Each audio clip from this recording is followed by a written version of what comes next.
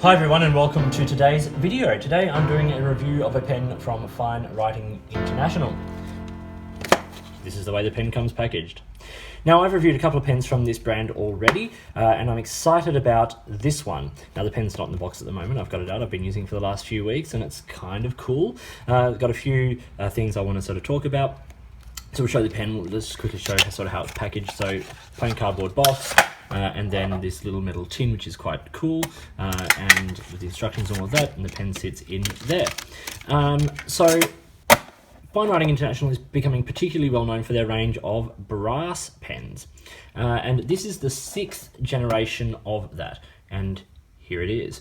So this is called the Golden Armour.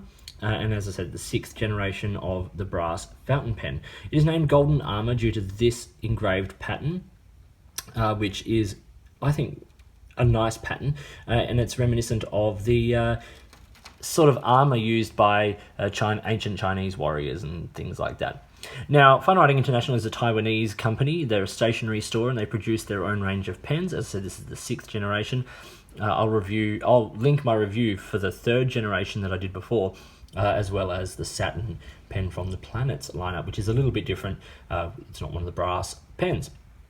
So let's just talk about this pen. We'll talk through the parts of it. We'll talk through do a little writing sample and then sort of pros and cons and all that sort of stuff. Okay, so as you can see, the pen is made of brass and acrylic. Now this acrylic here, the clear plastic, is considered indestructible. I'm not going to put that to the test because I actually like the pen. The cap of the pen, I'll move that right out of the way. The cap of the pen is brass, as it's engraved, and you can see there's sort of a bit of a red tinge in there. Now that is wax done in the process to protect the engraving and also give an interesting effect with the patina that is happening on this pen.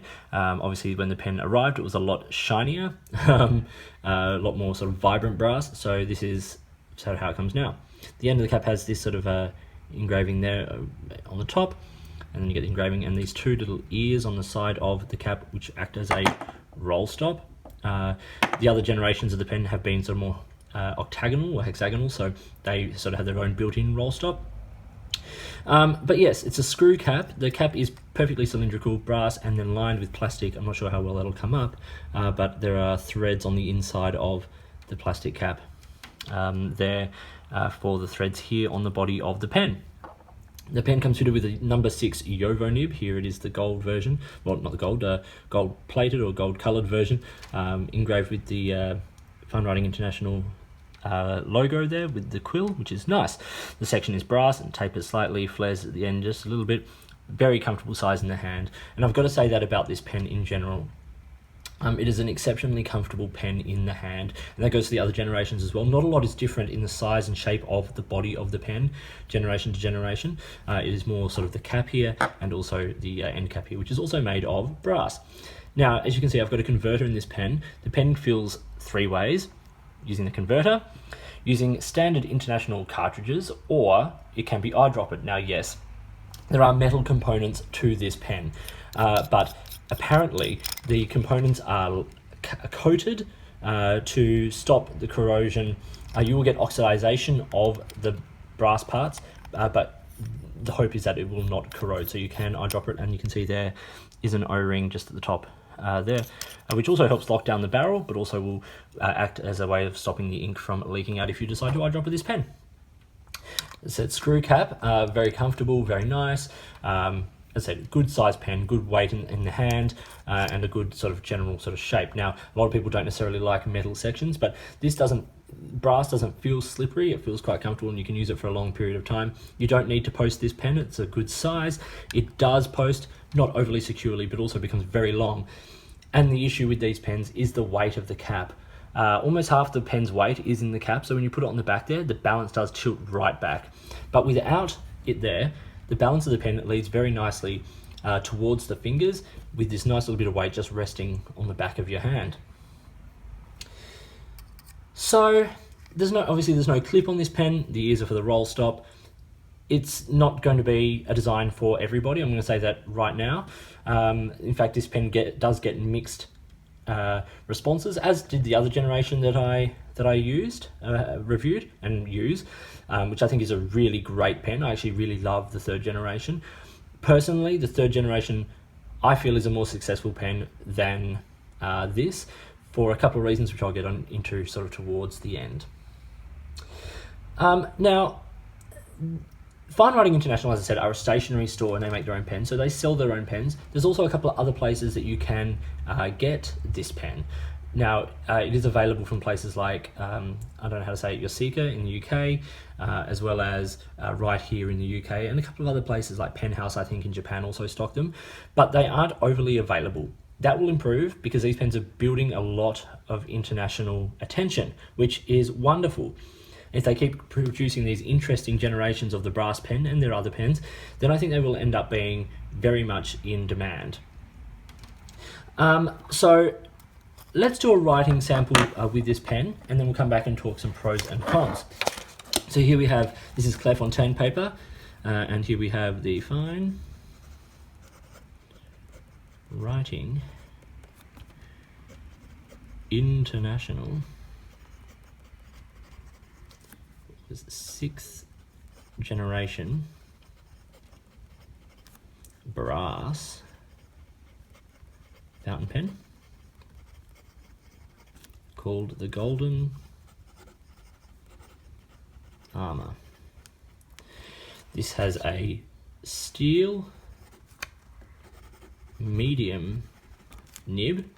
As I said, it is made by Jovo, and it is a number 6. So in effect, you can get a range of nibs on this pen. This happens to just be a medium, which is my preference, but you could also replace it with any other Jovo nib, giving you a range, or any other nib potentially from other brands, number 6. Not everyone will fit, but some will, giving you a sort of a wide range of nib options available with this pen. The ink I'm using here today is Waterman Serenity Blue. Let's just do a quick writing sample.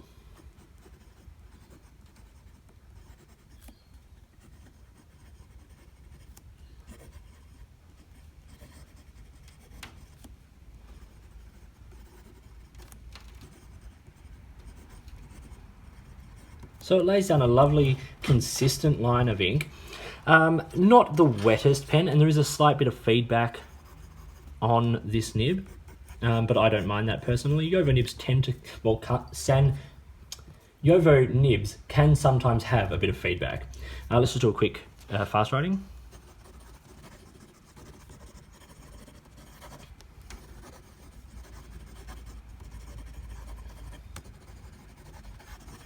Now that is some of the worst writing I've ever done in my life. There were a couple of skips. It's not normal for this pen. So that could have been me lining it up wrong on the page, all of that sort of thing. Generally, this pen has a very consistent, easy, no fuss, consistent writing. Reverse writing is almost non-existent. Flex, I wouldn't push it. You know, you can lay down a bit more ink, but you're not opening up the tines. It's not a soft nib at all. Jovo nibs are fairly rigid. But, you know, the pen writes well under its own weight, which is considerable. You know, but it's not too sort of bad. Let's have a quick look at this pen now in comparison to a Lamy Safari, just so you get a sense of the size of the pen, and then sort of talk through the specifics. So here it is next to a Lamy Safari. So you can see it's a decent sized pen. It's not small by any stretch. Uncapped, once again, they stack up against each other.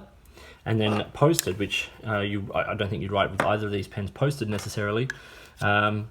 It's just edges out the Safari, giving it sort of maybe about a centimetre extra length. You really don't need to post the Fine Writing International Golden Armour. Now the specifics of this pen. So firstly, a couple of things. It's 2.5 turns to uncap, so it's not a quick draw pen. The step down is minimal and the threads are smooth. So these are not pens that are going to be uncomfortable to write with, depending on where you grip the pen. But it is a good size pen. Now capped, it's 140 millimeters. Uncapped, as it is here, is 130. So you get a good, as I said, it's a nice size in the hand. Posted is 176, so it is quite long. The diameter of this section here is about 10 millimeters, so it's right in that sort of Goldilocks zone for a lot of people.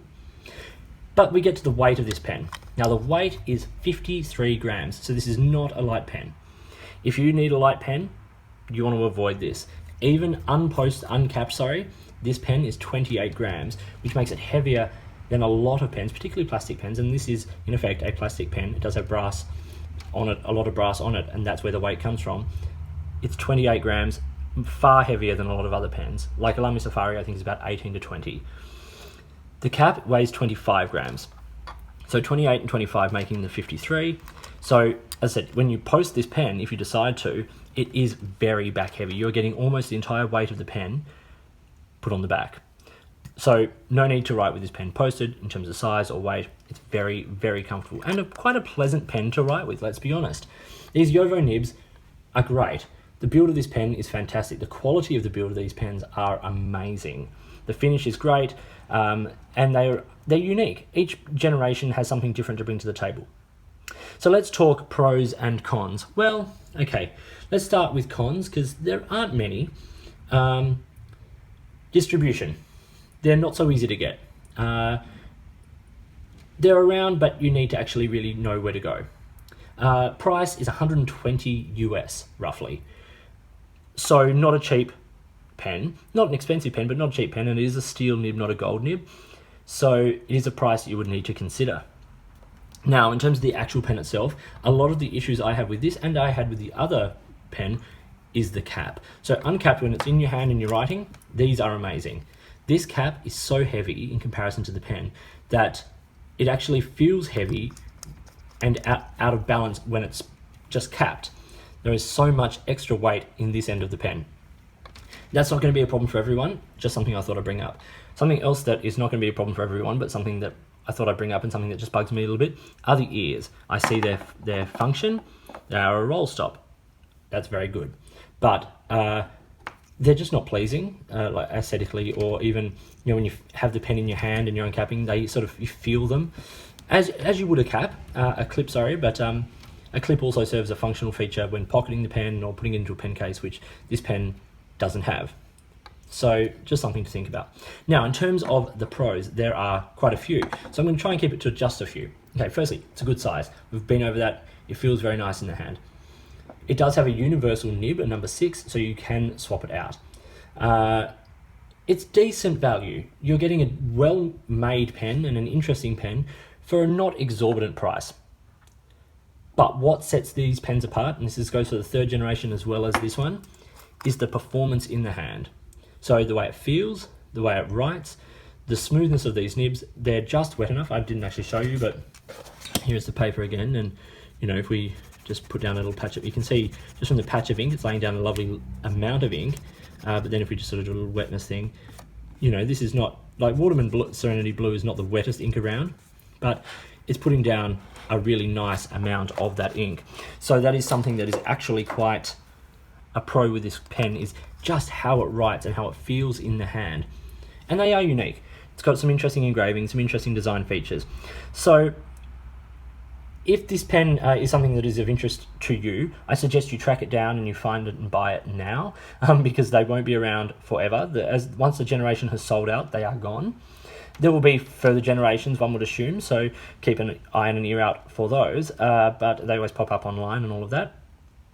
But for this particular one, the Golden Armour, if you like it, if it's something that appeals to you, I'd find it and buy it now. As I said, it can be right here in the UK or your Seeker, whatever it's called, Pen House. There's a few places, including Fine Writing International themselves, or you could probably email them and work out a way of getting one yourself. So this was the Fine Writing International brass fountain pen, the 6th generation, the Golden Armour. Hope you found this video interesting. If you did, give it a thumbs up and subscribe to the channel. Hit the notifications button if you want to stay up to date with the videos that I produce. Please feel free to get in touch using any of the platforms listed below, or contact me on Instagram or Twitter. I'm at @the_offstage_me. You can comment on my videos here or drop me an email. All are listed down below. If you've got products you think I should be looking at, let me know. If there's a way you'd like to support the channel, get in touch and let's see what we can do. In the meantime, enjoy your pens, enjoy writing, and I'll talk to you later.